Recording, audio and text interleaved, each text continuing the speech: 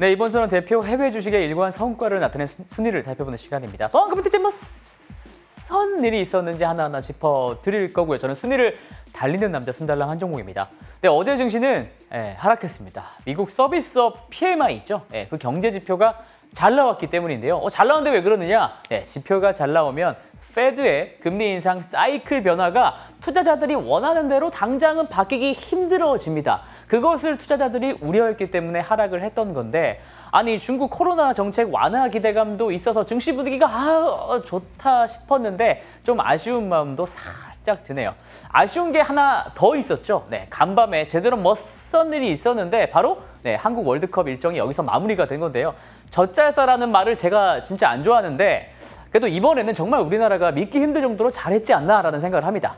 자, 이래저래 아쉬운 상황들 속에서 또 두각을 나타내고 있는 종목이 어떤 것인지 좀 달려봐야겠죠.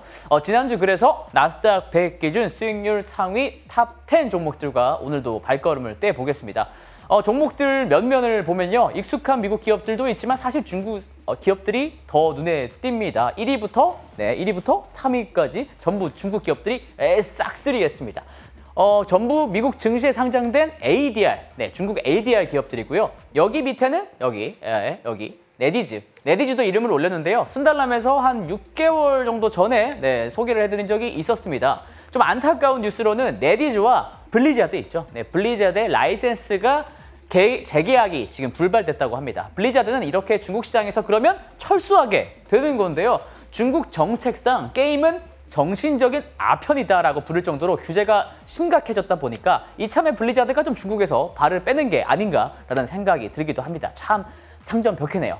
그리고 오늘 제가 말씀드릴 종목은요. 여기 위에 있는 탑 랭커들 봐주시면 됩니다. 각각 1위와 3위에 있는 핀또또와 JD.com인데요. 저번 주에만 각각 30% 그리고 20% 정도 올랐는데 이 둘의 공통점은 중국의 온라인 쇼핑 관련 기업들이라는 겁니다. 특히 오늘은요. 핀또또 1위에 있는 종목을 집중 조명해보려고 합니다. 바로 들어가 보겠습니다. 이쪽으로 다시 돌아와서 말씀을 드려보겠습니다. 먼저 온라인 쇼핑 기업들이 강했던 이유는 명확했습니다. 바로 중국의 코로나 봉쇄, 코로나 락다운이 이제 점차 해제가 되고 있기 때문이죠. 여기에 기사에서 나와 있듯이 중국에서는 대중교통이나 공공시설에서 의무화했던 PCR 검사를 면제하고 있다고 합니다. 베이징, 선전, 광저우, 충칭 이런 일선 도시에서 이제 PCR 검사 안 하겠다라는 거고요. 그리고 오른쪽 기사에서 나와 있듯이 중국 당국은 신규 확진자가 계속 감소하고 있다라고 선전을 하고 있기도 합니다. 중국 당국이 락다운을 계속 이어나가고 싶다면 이런 보도를 공식으로 잘 안 내놓을 텐데요. 이건 확실하게 정책 변화의 시그널을 의미한다고 저는 생각을 합니다. 더군다나 방역 담당 책임자인 순춘란 부총리는 제로 코로나라는 표현을 이제 사용하지 않았었고요. 보건 전문가들은 마치 기들었다는 듯이 오미크론은 계절 독감과 유사하거나 심지어 덜 심각하다라는 워딩까지 사용을 했습니다. 장점인 추모 분위기가 한창인 상황인데다가 시위도 12월부터는 좀 사그라들면서 코로나 방역을 좀 느슨하게 하는 방향은 조금 명확한 듯 보입니다. 락다운을 풀게 되면 자연스럽게 사람들의 활동이 늘어나게 되고 소비시장에도 훈풍을 불러들어올 수 있겠죠. 그래도 최근에 이런 호재를 감안을 하더라도 핀또또의 올해 수익률은 유독 높았던 게 특징적이었습니다. 이게 핀또또의 올해 주가 수익률과 여타 ETF 수익률을 제가 한번 비교를 해본 겁니다. 여기서 빨간색 선이 핀또또고요. 노란색 선이 MSCI 중국 ETF, 회색이 중국을 제외한 신흥국 ETF, 그리고 파란색 선이 미국 S&P 500입니다. 노란색이 제일 밑에 있죠. 중국 시장이 다른 나라 증시보다 특히 안 좋았다는 것을 증명하는 건데 빨간색은요. 여기 완전 저 멀리 위에 꼿꼿이 서 있습니다. 핀또또는 그리고 어제도 주가가 올랐기 때문에 여기에다가 어제 주가 상승률 더하면은 자그마치 올해 수익률이 50%가 넘어갑니다. 대체 무슨 일이 핀또또에게 발생한 건지 바로 알아보겠습니다. 일단 핀또또가 무슨 기업일까요? 비즈니스 모델을 그래서 좀 찾아봤더니 핀또또는 한마디로 말을 하면 공동구매를 위한 마켓플레이스입니다. 여기서 그림으로 설명을 드려보도록 하겠습니다. 제일 왼쪽으로 가시고요. 먼저 제일 왼쪽에 핀또또 어플 화면을 보면요. 어떤 물품을 사려고 할 때 나 혼자서 바로 구매를 할 때는 한 36.8 위안 정도 하는데 여러 명이서 같이 구매를 하면 20위안대로 싸게 살 수 있다는 거죠. 그래서 공동구매를 하기 위한 사람들을 모집하기 위해서 뭐 SNS를 통해서 일종의 팀을 구성할 수가 있습니다. 팀을 만들 수가 있어요. 아니면 이미 존재하는 다른 팀들한테 내가 참여를 할 수도 있겠습니다. 그리고 공구를 위한 팀 구성이 완료가 되면 저렴한 값에 물품을 사고 배송을 받게 되는 뭐 그런 프로세스라고 할 수가 있겠습니다. 근데 한국인들은 사실 이런 구매 방식 되게 익숙하지 않으신가요? 요새 공구하는 어플도 좀 많이 있기도 하고요.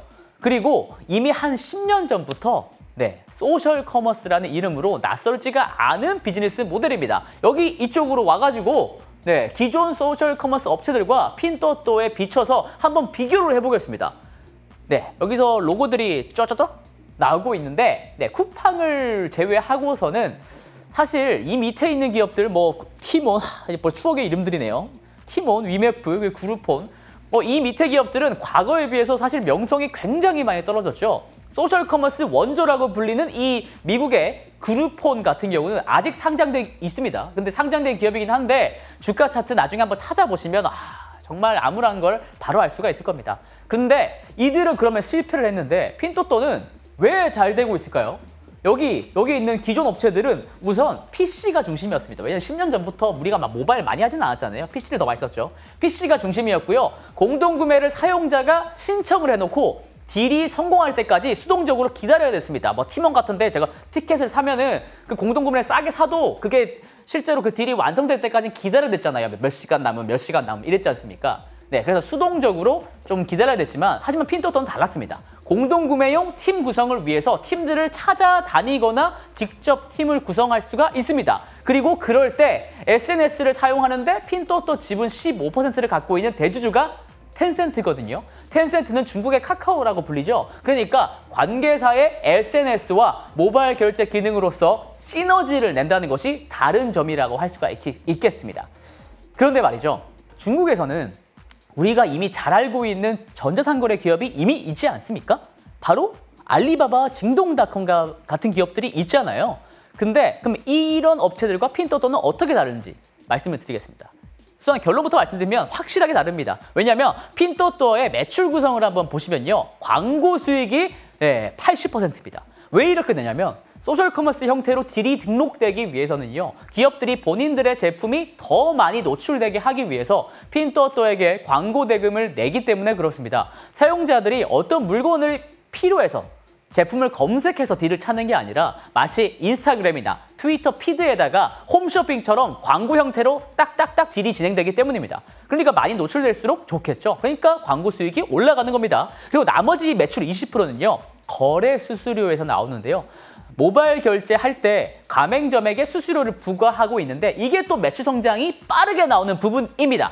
왜냐하면 거래 대금이 늘어나고 있는 데다가 입점하는 기업들의 숫자가 늘면서 수수료율 올라가고 있기 때문에 그렇죠. 거래 대금은 Q고 수수료율은 P죠. PQ 둘 다 올라가면 매출은 늘겠죠. 그러니까 말이죠. 제일 중요한 건 아까 여기 밑에 있는 부분. 이 기업은 마켓플레이스지 물류 운수와는 거리가 좀 있다는 거고 이것은 곧 비용 부담이 적다는 말과 같습니다. 몸집이 가볍다는 거죠. 또한 다른 점은요. 이 핀또또는 공동구매 형식이기 때문에 가격에 민감한 저소득층, 저소득 고객층이 주요 타겟입니다. 박리다매니까요.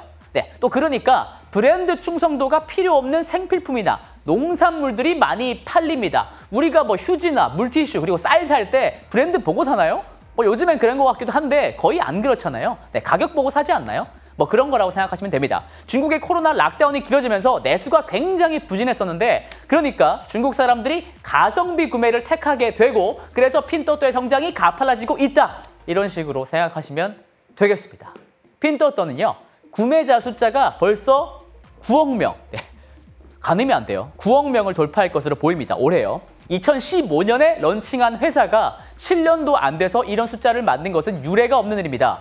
4년 전에는 4억 명대 초반이었거든요. 2배가 넘게 올랐죠. 그리고 왼쪽 그림을 보시면요. 사용자들이 크게 늘어난 만큼 핀또또에서 거래되는 총 거래 금액도 빠르게 늘고 있습니다. 총 거래 금액을 영어로 말하면은 Gross Merchandise Value, GMV라고 하거든요. 줄여서. 여기서 빨간색 막대가 핀또또의 GMV 성장률이고 여기 노란색 그 옆에 있는 게 중국 온라인 쇼핑 전체 GMV 성장률입니다.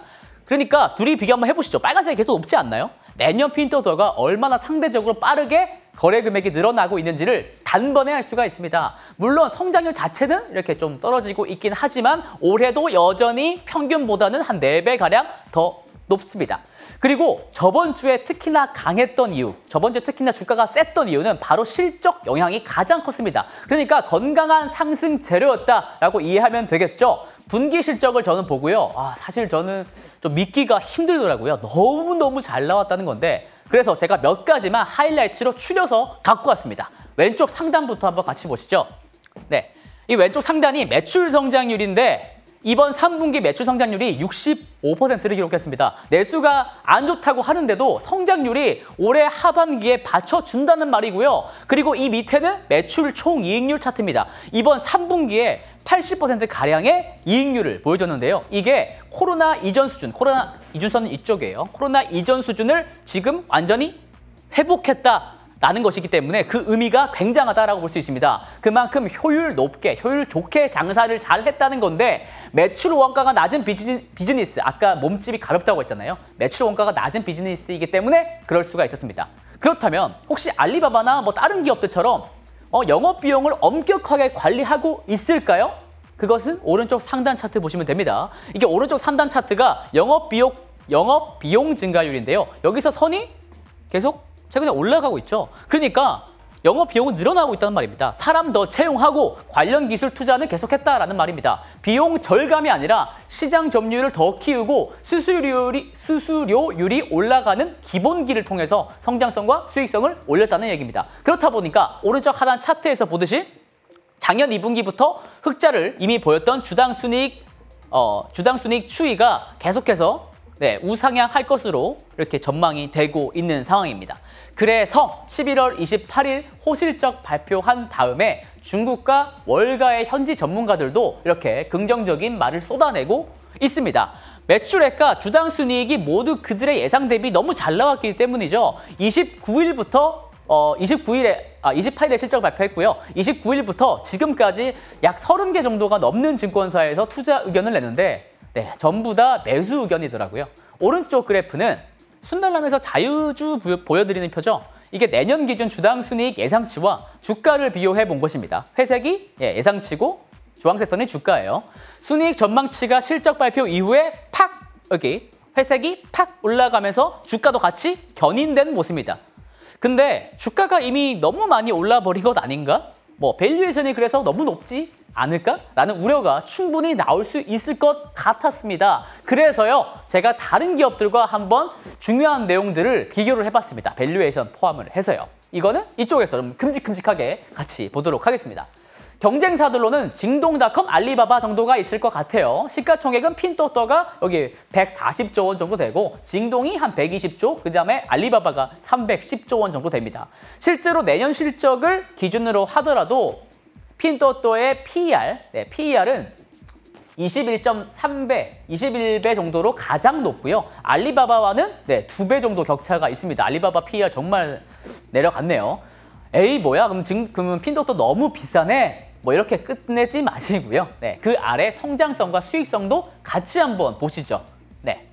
성장률은, 매출 성장률은 여기 35.9%잖아요. 이게 알리바바의 한 5배 정도 되고요. 매출 총이익률은 75%죠. 이게 거의 알리바바와 비교하면은 수십 배 정도 차이 납니다. 이처럼 압도적인 경쟁력으로 인해서 비싸다는 생각은 사실 좀 무색하게 만들 정도라는 것을 말씀을 좀 드리고 싶습니다. 자, 여기서 끝내면은 단순히 실적 소개 정도로 끝날 것 같아서요. 좀 더 중요하고 근본적인 것을 제가 짚어보겠습니다. 핀토토가 갖는 장기적인 매력은 중국의 삼선 이하 도시, 그러니까 지방과 농촌 시장의 잠재 성장의 과실을 정면으로 수혜받을 기업이라는 점입니다. 물론 당장 개발이 쉽지 않은 곳이긴 합니다만 이 농촌 지역, 지방 지역에 10억 명이 넘게 살고 있는 어마무시한 시장이기 때문에 절대 무시할 수가 없습니다. 이 지방 농촌의 소비 시장 규모는요, 제가 계산을 해보니까 한화로 3,100조 원이 넘어가더라고요. 그리고 중국 전체 소비 시장의 56%. 네, 엄청 많이 차지합니다. 핀토토는 2015년 설립될 때부터 농산품 판매를 위한 온라인 전자상거래로 그 시작을 알린 기업이기도 하고요. 최근에는 농산품 판매와 픽업 서비스를 지원하는 뚜어뚜어 그로서리라는 것을 선보이기도 했습니다. 한국 쿠팡으로 치면은 약간 로켓 프레시? 뭐 이런 개념인데 중요한 점은 중국 지방의 농민들과 소비자를 직접적으로 연결해준다는 겁니다. 농민과의 연결, 이게 바로 중국에서는 굉장히 중대할 수밖에 없습니다. 그 이유는 중국 정책과 연결되기 때문입니다. 이쪽에서 제가 좀 중요한 얘기 해보겠습니다. 중국은요, 우리 시장 경제 상식과는 좀 다를 때가 많죠. 그리고 시진핑 체제 하에서는 더욱더 그럴 겁니다. 그래서 중국에서는 정책 방향성이 상당히 중요합니다. 그런데 이 정책의 우선순위와 방향성은 그 지도자의 사상을 알면 명확히 알 수가 있습니다. 그 이전 주석들인 장쩌민과 후진타오도 마찬가지였습니다. 이 세 사람은 각각 상하이반, 공산주의 청년당, 그리고 태자당으로 파벌은 다 달랐지만 그들이 주창한 사상대로 중국은 움직여왔다라는 것을 알 수 있습니다. 먼저 장쩌민 때부터 보시죠. 장쩌민 때는 3개 대표론과 먼성파따 차이라는 것으로 기업 및 자본가가 중심이 돼서 실리적인 외교와 무역을 키워왔었고요. 월가와 결탁을 해서 큰 돈을 벌어왔습니다. 이때 엄청난 고성장을 기록을 했었죠. 그리고 후진타오에서는 과학발전관이라는 것을 내세우면서 양적 성장보다는 질적 성장도 중요하다라고 천명을 했죠. 그리고 이때부터 대국굴기라는 말이 전면에 나오게 됩니다. 그래서 다른 나라들과 충돌을 빚게 됐습니다. 한국, 일본, 동남아 등과 말이죠. 일본이랑은 그때 뭐 센가쿠, 다오이다오 뭐 이런 식으로 싸우기도 했잖아요. 그리고 시진핑 체제 하에서는 바로 공동부유 그리고 사회주의 현대화가 중요 키워드입니다. 투자자로서는 좀 아쉬운 것은 시진핑의 사상은 마치 모택동 시기를 연상시키는 공산당 원리주의 색채가 강하다는 것이고 세계 최강국이자 세계의 중심이 중국이라는 중화사상 그 자체를 좀 내포하기 때문입니다. 그리고 이 두 키워드를 달성하기 위해서요. 시진핑이 생각하는 중심 정책이 바로 삼농입니다. 삼농 정책이란 농업, 농민, 농촌 문제를 최우선 과제로 삼고 해결해야 한다는 뜻입니다. 여기 기사에서 보듯이 실제로 시진핑은 20대 당대회가 끝나고 나서 첫 지방시찰로 나서면서 농촌의 현대화를 강조했습니다. 참고로 시진핑이 찾은 곳은 본인이 1969년도에 문혁 시기 본인이 하방됐던 곳이었는데 이곳에서 가장 막중한 인부가 농촌에 있다고 이때 강조를 했습니다. 공동부유가 다 같이 잘 살아보자라는 건데 중국 대다수의 사람들이 농촌에 있기 때문에 그럴 겁니다. 그리고 오른쪽 기사에서 보듯이 시진핑은 식량 안보를 유독 강조했습니다. 작년에 류허 부총리가 쌍순환 경제, 내순환 경제 이런 것들을 강조했다는 사실을 들어보셨을 겁니다. 이게 쉽게 말하면 중국이 나중에 서구 국가들과 좀 척을 짓게 돼서 각종 제재를 받게 되면은 중국 안에서 에너지든 식량이든 자체적으로 해결을 한다는 뜻이죠. 그래서 농촌 형대화, 그다음에 농산품 생산과 유통에 진심일 수밖에 없습니다. 그리고 시진핑의 제1의 목표는 대만 통일이다 보니까 어떻게든 미래의 다른 국가들과 갈등은 불가피하지 않을까라고 저는 생각을 합니다. 자, 제가 방금 말씀드린 것들을 그래서 한번 도식화를 해봤습니다. 여기 있어요. 제일 위에 사회주의 현대화 강국으로 중국이 나아가기 위해서 시진핑이 주창하는 사상은 공동부유와 내순환 경제입니다. 공동부유가 대내 사상이고 내순환 경제가 대외 정책이죠. 그리고 이 두 가지 대내외 정책을 달성하기 위해서는 액션 플랜으로 삼농이 절대적으로 중요해집니다. 그런데 이 삼농 정책을 펼치는 데 있어서 바로 핀토토가 앞으로 중책을 맡게 될 거라는 게 제 생각입니다. 사실 이미 그러고 있는 듯 보여요. 핀토토는 농업과 농촌의 현대화를 위해서 물류 인프라와 그다음에 또 ICT를 도입해서 종자 개발이나 정밀 농업 이런 것들을 하겠다고 이미 천명을 했고요. 심지어는 팬데믹 기간 동안에는 본인들이 갖고 있는 물류 창고를 생필품을 인민들에게 좀 배급을 해주기 위해서 임시 배급소로 전환하기도 했습니다. 비상사태가 되면 중국 공산당에게 바로 도움이 되는 기업이라는 점입니다. 당연히 중국 당국 입장에서는 핀토토가 이뻐 보이지 않을까요? 그래서 그런지 모르겠는데 지난 7월에는 핀토토가 판촉 행사에서 부정행위를 저질렀다는 지역 주민들이 낸 소송에서 상하이 법원이 기각했습니다. 중국 당국이 알리바바나 텐센트에게 철퇴를 가했던 태도와는 좀 사뭇 다른 게 아닌가라고 조심스럽게 저는 생각을 합니다.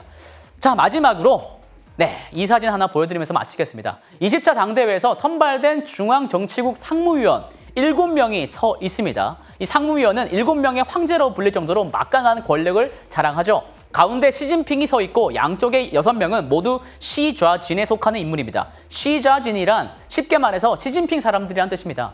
덩샤오핑이 만들었었던 집단 지도 체제와 격대 지정은 이제 종언을 맞이했고 시진핑은 절대 왕자에 앉았습니다. 태자당이니 상하이당이니 공천당이니 하는 분석은 이제 아무런 의미가 없습니다. 시진핑의 생각이 중요합니다. 그래서 농촌 현대화 그 수혜인 핀또또에게 더욱더 관심을 가져야 되지 않을까라고 제안을 좀 드립니다. 그리고요, 다른 얘기지만 한국인으로서 어떻게 보면 좀 중국과 여러 산업들에서 부딪히는 한국에게는 좀 기회가 오히려 되지 않을까? 저는 그렇게 생각이 들기도 합니다.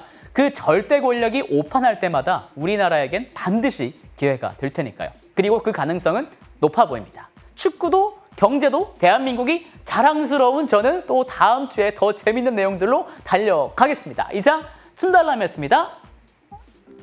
호잇!